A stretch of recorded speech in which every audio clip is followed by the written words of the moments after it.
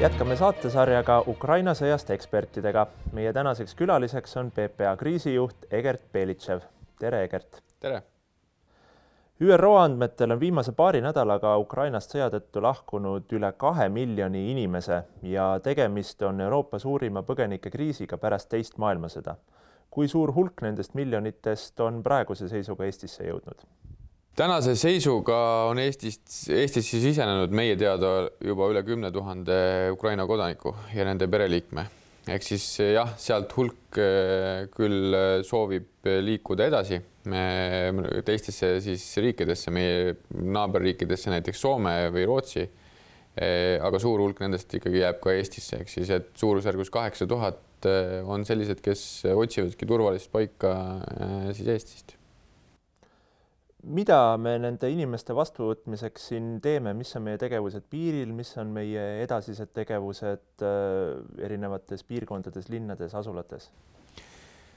Siin on, me kõigepealt peame aru saama sellest, et see ei ole nagu tavapärane massiline sisseränne. Ehk siis, kui me siin massilisest sisserändest rääkinud, me oleme rääkinud sellest näiteks siis rändest kui hübriidrelvast Valgevene ja Euroopa Liidu piiridel, siis siin on tegemist teistsuguse olukorraga. Ehk siis need inimesed põgenevad otseselt sõja eest. Me teame, et need inimesed põgenevad sõja eest oma enda riigist, kus siis nende naaberriik on alustanud sõjalist operatsiooni, sõjalist rünnakut selle riigi vastu, paneb toime väga siis kohutavaid tegusid. Et siis nende inimeste puhul kõige esimene asi, mida me riigina teha saame, on see, et kui nad Eestisse saabuvad, siis iga oma tegevusega anda neile see sõnumi, anda neile see kindlus, et Eestis saavad nad tunda ennast turvaliselt ja et Eestis nad on hoitud. Ehk siis see on see asi, ka millest me oleme oma tegevuses täna lähtunud. Loomulikult me peame tegelema ka julgeolekuohtudega, me peame tegelema ka oma riigi turvalisusega.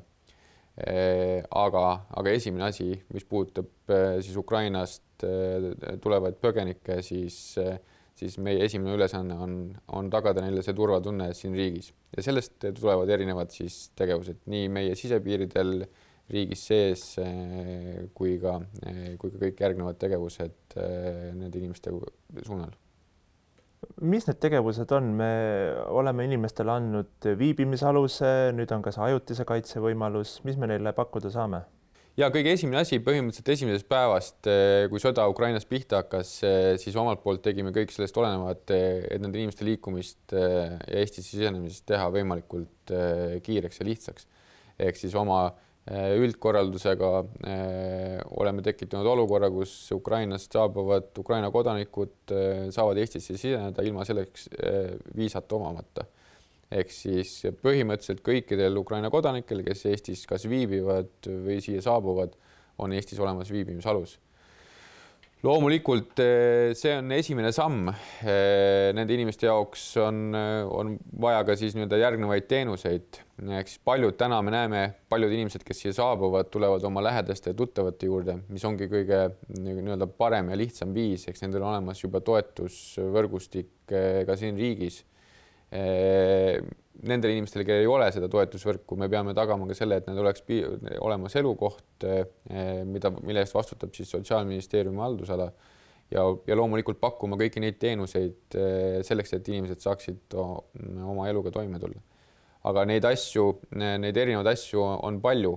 Kas või näiteks see, et meie esimesest päevadest alates meie suund on olnud sellele, et saabuvat Ukraina kodanikega saada siis kontakt nii kiiresti kui võimalik. Just sellel eesmärgil, et anda neile seda informatsiooni, et saada aru, kuhu ja kelle juurde nad tulevad, kui nendel ei ole, siis kelle juurde elama asuda või kelle juures ajutiselt peatuda, siis suunata neid vastavate sotsiaalteenuste suunas, kus nad saaksid seda abi. Ehk siis saada esimene kontakt.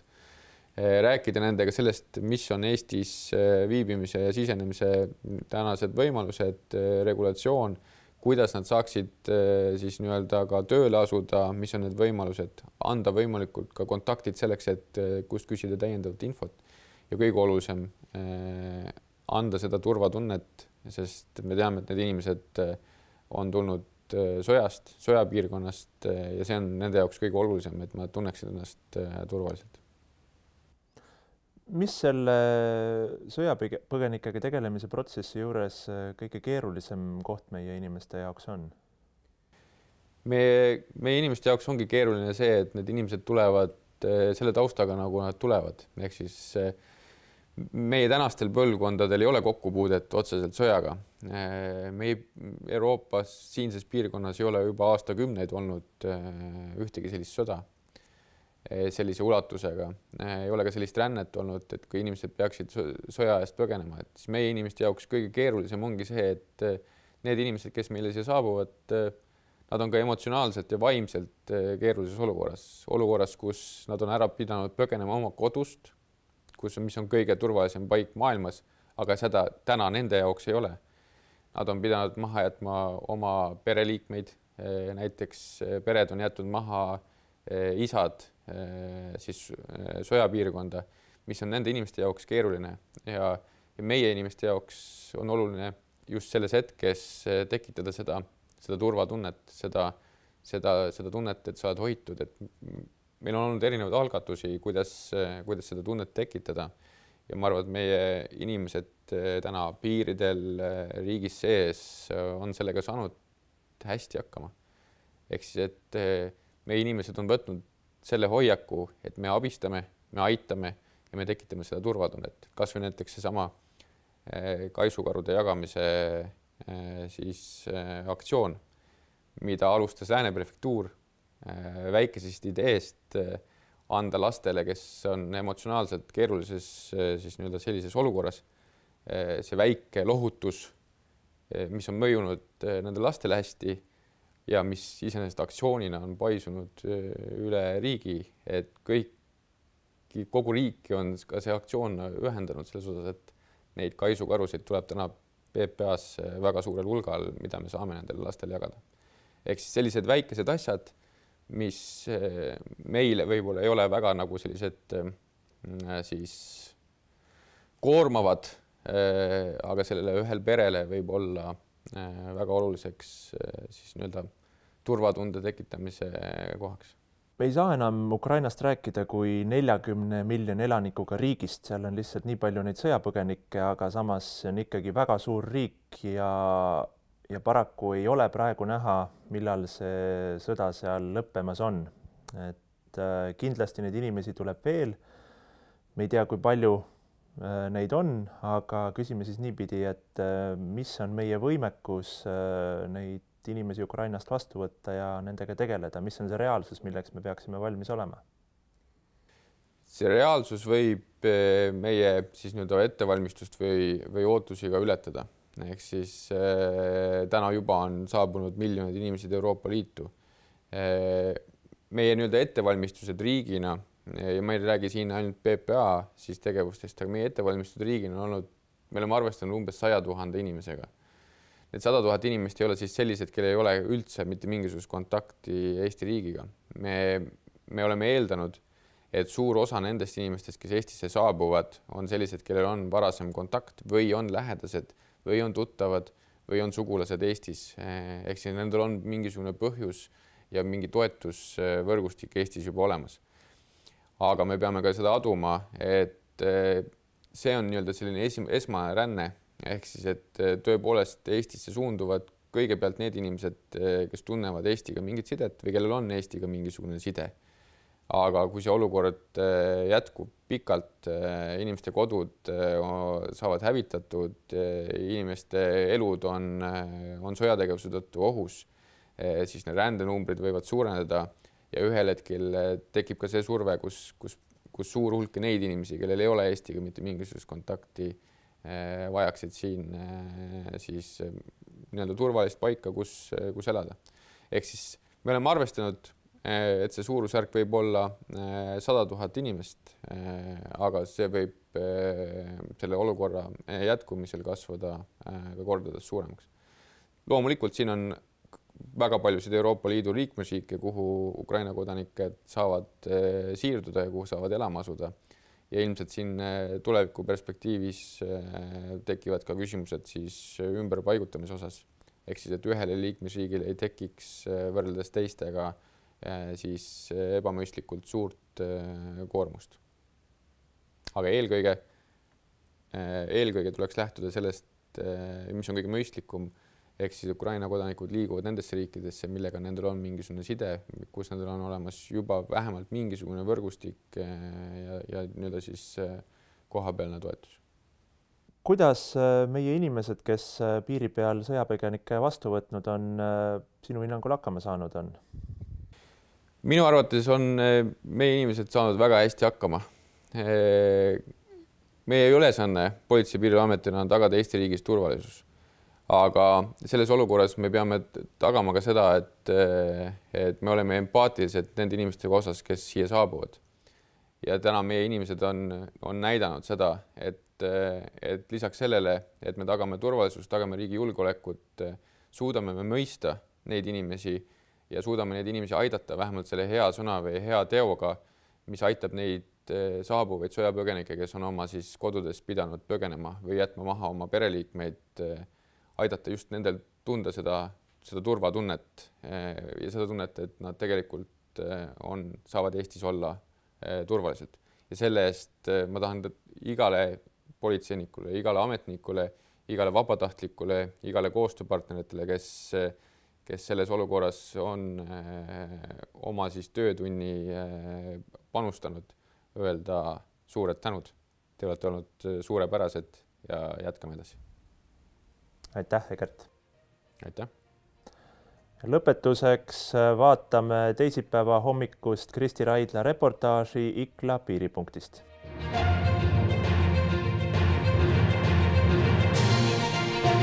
3. märtsil taastati Eestis ajutiselt piirikontroll.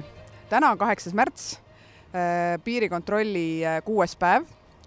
Praeguseks on Eestisse jõudnud üle 6000 Ukraina inimese, kes on sõja tõttu pidanud oma kodumaalt lahkuma.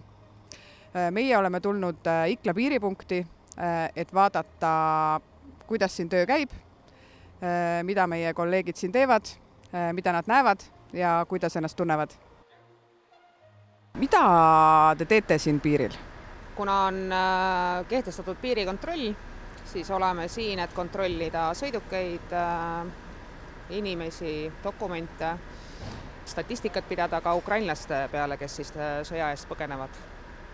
Täna olen mina Ikla piiripunktis vahetuse vanem, et on organiseerida teenistust, et piiriületused kulgeks siis sujuvalt, et see sisaldab ennast ka busside kontrolli, sõidukite ja veoautode kontrolli. Minu tööülesanded on siis inimestega suhelda, küsida nende dokumente, et isegi Eesti autosi kontrollime, kuna seal võib ukrainlasi sees olla. Ja samamoodi, et mul on ka ülesanne seal suunaja, kes suunab siis erinevad autod, erinevat liiki erinevatesse ridadesse. Üldiselt kontrollin autosi, kuid ka me teeme siin vahetusi ja siis vahepeal olen ka liiklusreguleerija. Et igasugust tööliini saan proovida. Täna on minu tööülesanne rekkaid kontrollida, rekkajuhte. Me kontrollime, et neil on õigus Eesti Vabariiki siseneda, ehk neil on siis kehtiv reisidokument ja rohkem ei olegi. Ja kui palju teid siis ühe vahetuse jooksul siin on? Meid on keskmiselt 12 või 14 ametnikku on korraga tööl. Mitmes vahetus sul siis täna on juba? Ma reedel alustasin, mis mul on siis üks reede, laupäev, pühapäev, esmaspäev, 5. vahetus. No mina isiklikult olen siin piiril juba olnud 1. päevast peale. Minul peaks olema 5. vahetus praegu. Kui palju see töö siis erineb sinu nagu tavapärasest tööst? No tavapäraselt me nii põhjalikult seda kontrolli ei tee, et ja Pikosse ei sisesta, et kontroll on igapäevaselt, aga tee peal toimub see pisteliselt. Alates tänasest hommikust on väga rahulik. On 2 rahvusvahelist liinibussi, üks tuli Poolast, üks Riiast ja sõiduautod nüüd lõunapaiku on nagu elavnenud liiklus. Mida sa oled siis nende vahetuste jooksul siin näinud, kui sa nüüd tegelikult näed ka, et ukrainlased tulevad, et kuidas sa kirjeldaksid seda pilti? Eks ta tegelikult on emotsionaalselt selles suhtes raske, sa näed neid lapsi, isegi täiskasvanud naised, et kui küsida, et kus ta siis tuli, et kus ta kodu Ukrainas on siis vastatakse selle peale, et mul ei ole enam kodu, et see on lihtsalt katki pommitatud. Kui ma inimlikult seda ütlen, siis ma ei uskunud seda, mida ma siin praegu näen. Väga emotsionaalselt on see väga raske töö, mis me siin teeme. Et tulevad need sõjapõgenikud, kellel enam ei ole kodu. Kui me küsime, et kus on tema kodu, mis on ühe ankeedi küsimus, siis üldjuhul hakatakse nutma. Busse on väga raske kontrollida, kuna lapsed nutavad ja nõuavad isa, siis passe kontrollides siis endal ka kipuvad pisarad jooksma. Bussides ikka silma vaadata on päris raske, et väga muserdatud ja pikast reisist on ikka inimesed väsinud. Aga kui me anname neil kaisuloomi ja täna toodi ka lilli naistepäevaks ja tekib naeratus suule ja lõbusad on inimesed. Selles mõttes, eks pilt on suhteliselt kurb just Ukraina põgenike osas, et nad on väga väsinud, kurvad, aga üritame siis neid aidata ja väga positiivsed olla.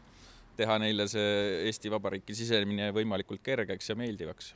Ega suhteliselt nukker on, et ikka kui lapsed tulevad ja näevad ka meid vormis, et ikkagi värisevad, et meil on relvad ka vöö peal. Et neil on ka ikkagi raske ju, et nad on näinud ilmselt rohkem asju kui meie, mis me siin näeme. Kuidas see Ukrainas toimuv sind isiklikult on mõjutanud? No selles mõttes, eks see on väga kurb.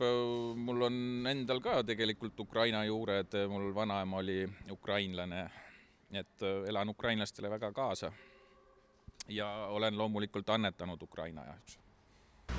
No inimlikult ma arvan, et meid see puudutab ja mõjutab kõiki. Ja. Kuigi ma päris täpselt ju ei adu, et me ei ole seda ise kogenud. Eks ta raske on muidugi, et ei saa kuidagi selgeks ka teisele poolele teha, et see, mis ta teeb, et see ei ole humaanne. Ja sa mõtlesid, et sa saad aidata rahaliselt, aga niimoodi otseselt abi ei saa pakkuda. Aga kuidas sa ennast kõigest sellest välja lülitad? Praegu on juba see, et ma ei saa eriti, et ei ole aega enam uudiseid niimoodi lugeda, et korra piskan pilgu peale, aga näiteks eelmine nädal, kui oli rohkem aega, siis oli kindlasti mul raskem, kuna ma nägin neid uudiseid kogu aeg ja kogu aeg tuli mulle telefoni. Aga jah, ma lihtsalt üritan positiivseks jääda.